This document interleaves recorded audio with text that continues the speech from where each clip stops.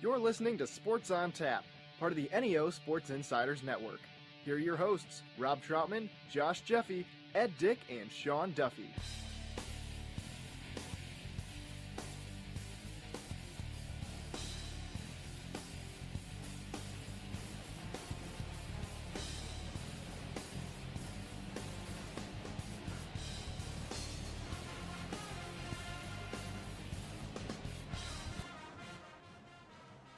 And welcome to Sports on Tap. We're live from RRT Production Studios in North Ridgeville. I'm Rob Troutman. We have Ed Dick, Sean Duffy, and it's our regional quarterfinal in the playoffs for high school football. It's our recaps. Yes, sir. Yes, sir. Division 1, Region 1, Division 2, Region 5, Region 6, and Division 3, Region 9. Yeah, there were some great games overall. Were there any surprises that you saw? Yes. In the playoffs briefly, and then we'll talk about. We're going to get into Division 1 first, and go over a few recaps in there. And Josh Jeffy is on assignment right now. I believe he's probably cutting a tree or kicking it. One of the two. Man. It was that was not pretty. Those of you, especially in the Brunswick area. Brunswick didn't have school today, and rightfully so. I mean, the northeastern part of that city got wrecked. Yeah. Like transformers down, lots of people without power. I mean, and the power companies got they have a lot of work to do. I mean, Josh had power. He just right. That's crazy. He just had really, a relatively large barrier blocking his driveway. Yeah. I mean, that was probably a giant tree that was all in his driveway, and it was not you could tell it was not a fun thing to be dealing with. So, but luckily, I don't think for anybody it's going to be. Hopefully, everything's going to get back to normal there. Josh may have a lot of firewood at some point. Oh yeah. Well, we hope everybody out there, in that area and all throughout Ohio are okay after the storms last night. Came around and hit. But hopefully our recaps will brighten your day up a little bit today because, yes. Ed, in Division 1, we had a few games that Josh was covering. First, we'll get into the Menor game. How did Menor do in their Week 11 playoff game? Well, the thing with the playoffs is they bring together schools from neighboring conferences. So I represent, I cover the Suburban League National Division, and they did take on, in this case, the Greater Cleveland Conference. We start in Menor, the champions of the Greater Cleveland Conference, the number 3 seed, the Mentor Cardinals. They are 9-1 overall. They were undefeated in conference play at 7-0. They took on the number 6 seed, the Stowe Munro Falls Bulldogs, also 9-1. They did lose one game in conference play, what cost them the title in this Division 1, Region 1 quarterfinal battle. The Bulldogs did start out hot. Senior running back Terry and Ray started the scoring off with a 7-yard touchdown run, putting the Bulldogs up 7-0. Senior kicker Gavin Costello extended the lead to 10-0 as he connected on a 38-yard field goal. Mentor, as we are used to seeing them do, they took the lead quickly as senior quarterback Tadas Tatarunas found wide receiver Logan Shea for a 20-yard touchdown pass. And then he called his own number for a 1-yard touchdown run. Mentor was up 14-10. Stowe countered with a 35-yard touchdown pass from senior quarterback Corian Rice to wide receiver Tyler Shaver. Stowe with a 17-14 lead. But from there on, it was pretty much all Menor. It was all blitzed by both the Menor's offense and their defense. The defense was able to keep Stowe off the board. They were able to turn Stowe over a couple of times. Very stout play. Tatarunas found Logan Shea for 3 more touchdown passes, covering 19, 2, and 37 yards. And then the Cardinals tacked on 2 more rushing touchdowns, an 11-yard jaunt from Chris Edmond, and a 17-yard touchdown run from Elijah McDougall. The final score, Mentor Cardinals 49, Stowe Munro Falls 17. Wow. An absolute blitz to the tune of 35 consecutive points that Mentor put on Stowe Munro Falls. Mentor quarterback Tadas Tatarunas completed 15 of 21 passing for 256 yards and 4 touchdowns to go with his own rushing touchdown. Wide receiver Logan Shea caught 6 passes for 103 yards and 4 touchdowns. Running back Chris Edmond rushed 16 times for 119 yards and a touchdown. For Stowe, quarterback Corian Rice finished his career. He passed for 178 yards and a touchdown. He also had 113 yards on 22 carries. And then wide receiver Tyler Shaver caught 6 passes for 91 yards and a touchdown. Coach Mark Norrie's team, Stowe Munro Falls, they finished 9-2 overall. Certainly nothing to be ashamed of. He did say in his post-game interview that this team did exceed some expectations, given how they've been very, very successful in past years. You graduate a very good quarterback and a very good senior class with the Gobble brothers, Joe Andraci at wide receiver, and then Kyle Van Treese, who's now at Buffalo. For them to finish 9-2 overall is a tremendous credit to Mark Norrie and his coaching staff. Mentor, the number 3 seed, they will advance to the Division I Region 1 semifinals. They will take on the number 2 seed, the St. Edward Eagles, currently 10-1 on the season. That game will be played next Friday night. Kickoff is at 7:30. That will be at Parma Byers Field. St. Ed's having collected a 37-21 victory over the number 7 seed, the Canton McKinley Bulldogs. So that takes care of the lower half of the bracket, Division I Region 1. Rob, what about what's going on with Euclid in their game against Massillon Jackson? Well, yeah, for Euclid, they took on the number 5 seed Massillon Jackson Polar Bears. They were 8-3. They took on the number 4 seed, the Euclid Panthers, who were 9-2 on the year. And the question in this game was, would Euclid running back Ronald Lee break former Euclid running back and former Buckeye running back Robert Smith's 28-year school record for most rushing yards in a single season of 2,042? And he needed only 62 yards to do that. And it was unbelievable to see Ronald Lee get that in his first carry of the game. He finished the night with 221 yards, 3 touchdowns on 15 carries, and he had 159 yards and 2 touchdowns on 7 first-half carries here. He had touchdown runs of 78 and 64 yards in this game. And this game was dominated from the start by Euclid with long runs by Ronald Lee here. But the defense stopped Massillon Jackson from scoring, and Euclid's offense actually put up 21 points in the first quarter. But it was junior safety Titus Jackson. He led the scoring for Euclid with an interception run back for a touchdown. The Polar Bears, they finally reached the end zone at the start of the second quarter with a 1-yard run from senior Chad Leffel. Euclid's offense, though, they continued to dominate in the second quarter with a 93-yard touchdown run from junior Brandon Wright, along with a 38-yard touchdown pass from senior Aubrey Shabazz to junior Drayvon Lindsay to take a 42-7 lead in this game. The Panthers, they ended the first half with more touchdowns than first downs in this game, which was unbelievable. All big plays for Euclid, and they show their big play capability. Euclid rolls in this game 49-29. They improved to 9-2 on the year and will now face top-seeded St. Ignatius at Bedford Bearcat Stadium on Friday night. That at 7:30. Massillon Jackson, they had a great year. They fall to 8-3 as senior quarterback Jarrett Pallotta of the Massillon Jackson Polar Bears. He led the Polar Bears with 259 yards and 3 touchdowns in this game.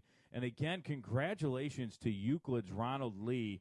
He finished the game with 221 yards rushing and 3 touchdowns on the night. How about Ronald Lee's year? He's really carried that Euclid Panthers team all season, really. That he is a player, not only rushing but also out of the backfield as a receiver. He torched us for about 800 yards and 55 touchdowns in that contest. He's a special talent, and Euclid got a chance to play Ignatius earlier. That they are one of the few losses that Euclid has on the season. So, I think we've always talked about this. It is tough to beat the same team twice in a year, and I'm interested in seeing what Euclid's going to have to offer differently in their contest against in this game against St. Ignatius, as opposed to their first matchup earlier in the year. Well, I think if you look at Euclid, and we've said it all year, they're able to to just beat you with speed, team speed, whether it's Lee out of the backfield, whether it's a wide receiver, whether it's the quarterback. And even so on the defensive side of the ball, I think you look at a team like Euclid and that speed, if it gets going downhill, very difficult to stop. And one of the questions we had about Euclid and Menor coming in was, can they stop teams now that they're in the, where they're playing the competition? Can their defense step up? And I think we saw that, especially in the Menor game where they only allowed 17 points.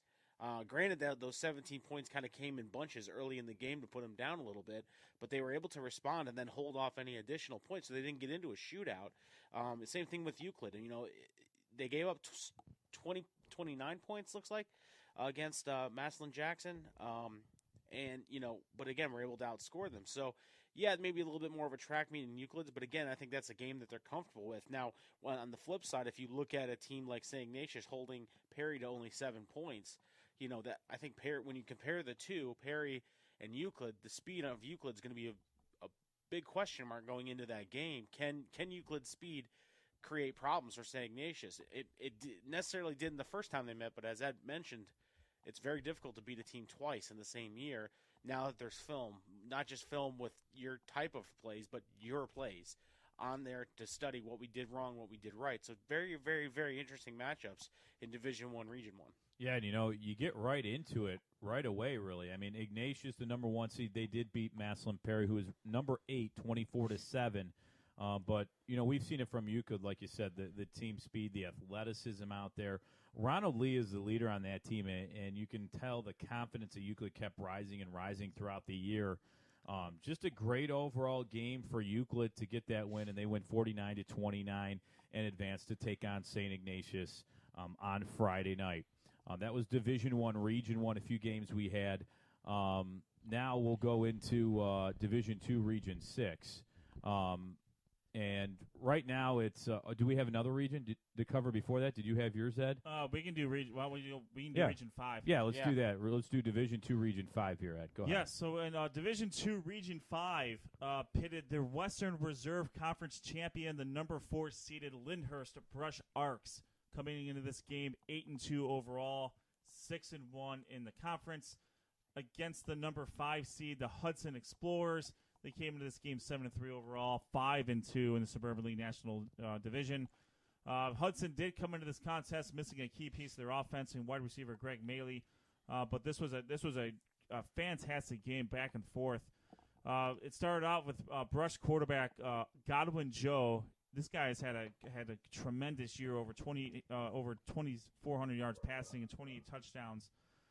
He started the scoring with a 13-yard touchdown run. The PAT was blocked, and it left the Arcs with a 6-0 lead. Hudson then answered with a 7-yard touchdown pass from quarterback Colt Pillay to wide receiver Kylan Paltani, and a 7-6 lead for the Explorers. Hudson kicker Grant Gagne tacked on a 28-yard field goal, extending the lead to 10-6.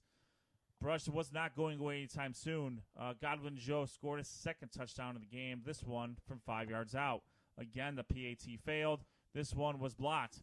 The Arcs then went up to the half, up 12-10. Hudson then scored 10 points in the third quarter behind a 24-yard field goal by Grant Gagne and a 17-yard touchdown pass from Pillay to tight end Brandon Lau. The third quarter ended with Hudson up 20-12, setting the stage for a very exciting end. Brush's defense came up huge. They actually blocked a field goal attempt by Gagne late in the fourth quarter that enabled them to get the ball back, and that set the stage for Godwin Joe's third touchdown run. This one from 3 yards out with just under 3 minutes left in the game. Brush needed to go for it. They needed to get two to give themselves a chance to send it to overtime, and they got it. It was a 3-yard rush from running back Bradford Esom, tying the game at 20 to end regulation. Hudson got the ball first in overtime. They had the first shot, but Gagne misses a field goal attempt, and that opened the door for the Arcs to win with just a field goal. That was not necessary. Godwin Joe punched it in from 1 yard out for his fourth rushing touchdown of the game, and the Brush Arcs defeat the Hudson Explorers 26-20 in single overtime. So very exciting game in Division II, Region 5. Senior quarterback Colt Pelé finished 14 of 24 passing for 114 yards, 2 touchdowns, and he also had an interception. Wide receiver Cullen Palatani, he caught 8 passes for 92 yards and a touchdown.